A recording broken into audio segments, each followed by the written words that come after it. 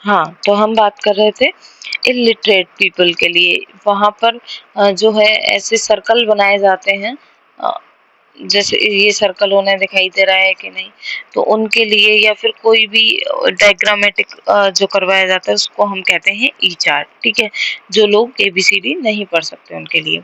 फिर आता है नियर विजुअल एक्विटी। ये तो हमने देखा दूर वाला। नियर विजुअल में क्या करते हैं, एक हाथ में पकड़ने का एक वो चार्ट होता है, इस तरीके का रहेगा जैसे कि इस बॉक्स की तरह होता है, यहाँ पर इसकी हैंडल होता है, इसको हाथ में पकड़ करके पेशेंट के बिल्कुल पास ले जा करके हम इससे टेस्ट करवाते हैं। इसको कहते हैं हम नियर विजुअल एक्विटी टेस्ट। ठीक है, तो नियर विजन टेस्ट को 35 सेंटीमीटर की डिस्टेंस से करवाया जाता है और प्रत्येक आई के द्वारा नियर विजन चार्ट को रीड कराया जाएगा। इसके लिए हम जैगस चार्ट है, रोमन टेस्ट है, ये आप गूगल पे एक बार सर्च कीजिएगा, आप समझ जाओगे कि किस तरीके का होता है, क्योंकि आपने देख रखा होगा। ठीक है, तो उनको हम उनके थ्रू इसको हम परफॉर्म कराते हैं। फिर आता है कलर विजन टेस्ट। तो प्रत्येक individual with normal colour vision को ट्राइकोमेट कहते हैं, यानी कि जो भी नॉर्मल, जैसे red, pink, yellow, blue, black, white, जो भी कलर दिखाई दे रहा है, तो हर इंडिविजुअल को नॉर्मल कलर विजन को हम क्या कहते हैं, ट्राइकोमेट कहते हैं।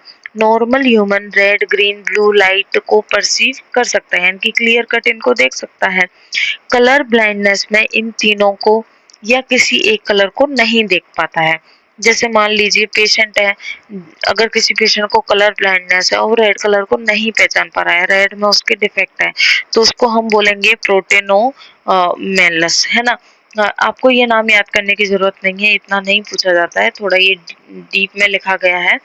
ग्रीन को नहीं पहचान पा रहा है तो ड्यूट्रे मेलोलस। ठीक है, ब्लू को नहीं पहचान पा रहा है तो ट्राइटे नोमेलस। ठीक है, तो इस तरीके से आपको इतना डिटेल में नहीं पढ़ना है, केवल आप इतना ही याद रखना कि कलर विजन, जो कलर ब्लाइंडनेस होती है, वो रेड, ब्लू और ग्रीन कलर में ही होती है मेनली।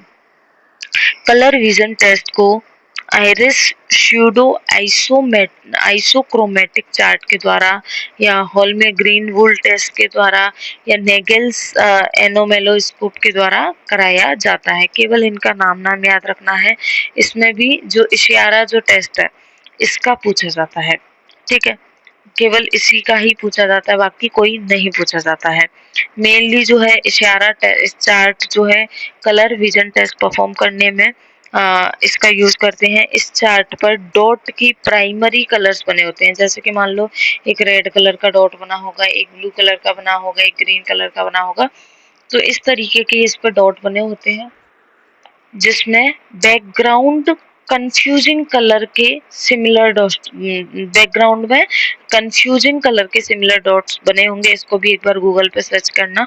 पर्सन को number and type of colour read करवाते हैं, यानी कि कितने कलर दिख रहे हैं, कौन कौन से दिख रहे हैं, ये हम रीड करवाते हैं इसके अंदर। फिर आता है field vision test. Field of vision को, तो आई को एक ऑब्जेक्ट पर, मतलब पूरी एक आई है, उसको एक ही किसी पर्टिकुलर ऑब्जेक्ट पे आपको फोकस कराना है।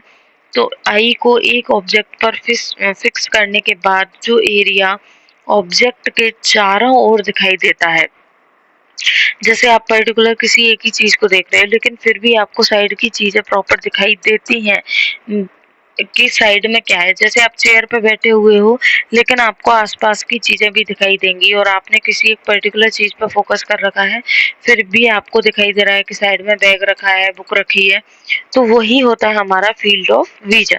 ठीक है, तो आई को एक ऑब्जेक्ट पर फिक्स करने के बाद एरिया ऑब्जेक्ट के चारों ओर दिखाई देता है, उसे फील्ड ऑफ विजन कहते हैं।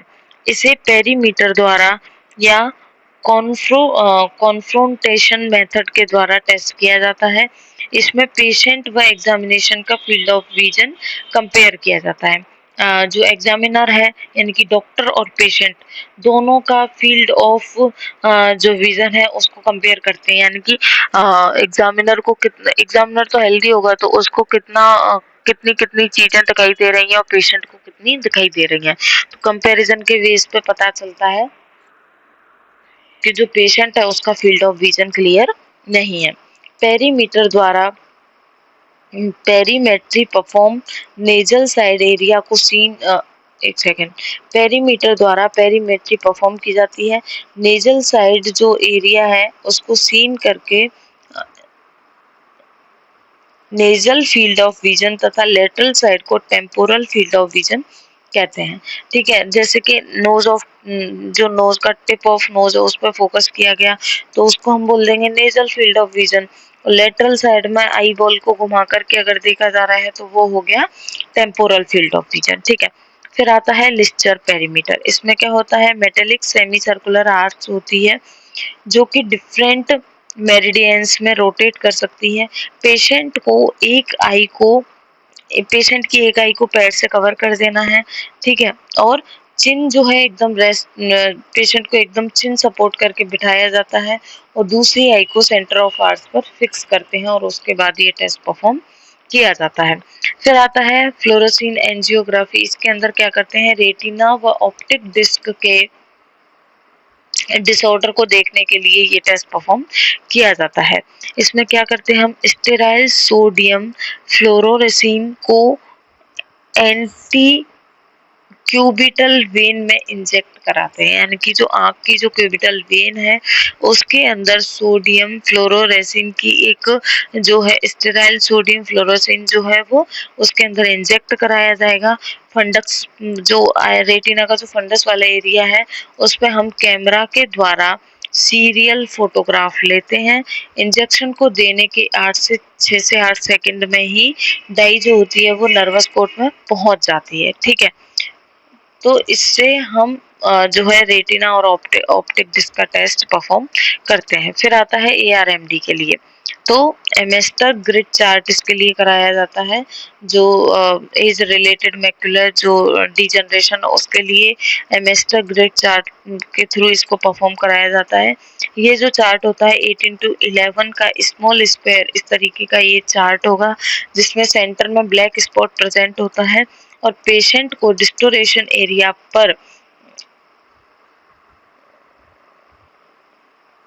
कंटिन्यू उसको देखने के लिए उसको कहते हैं। इसके द्वारा विजुअल फील्ड जो है एबनॉर्मेलिटी को डिटेक्ट किया जा सकता है, क्योंकि एक पर्टिकुलर एक चार्ट पे एक ही जगह ब्लैक पॉइंट है, अब उसको कहाँ पर दिखाई दे रहा है उससे उसकी विजुअल फील्ड एबनॉर्मेलिटी का पता लगाया जाएगा। फिर आता है कवर टेस्ट। स्क्विंट को चेक करने के लिए हम कवर टेस्ट परफॉर्म करते हैं। एक ऑब्जेक्ट को पेशेंट के सामने रखते हैं और पेशेंट को उसे फोकस करने के लिए उसी ऑब्जेक्ट को फोकस करने के लिए कहते हैं। एक आई को कुछ सेकंड के लिए बंद कर दिया जाता है तथा जो खुली हुई आंखें यानी कि जो अनकवर जो आई है उसके मूवमेंट को ऑब्जर्व करने के लिए कहा जाता है। इसी तरीके से दोनों आंखों से परफॉर्म करवाया जाता है और इससे आई का जो मूवमेंट है उसका पता चल जाता है, यानी कि स्क्विंट का पता चल जाता है। तो ये थे आई के आपके फिजिकल एग्जाम, फिजियोलॉजिकल या फंक्शनल एग्जामिनेशन। ठीक है, पूछे नहीं जाते हैं, केवल ये जो पहला ही इम्पोर्टेंट है इसमें स्नेल चार्ट, इसको ही आपको अच्छे से पढ़ना है, बाकी तो एक बार रीड करके छोड़ दीजिएगा। Thank you.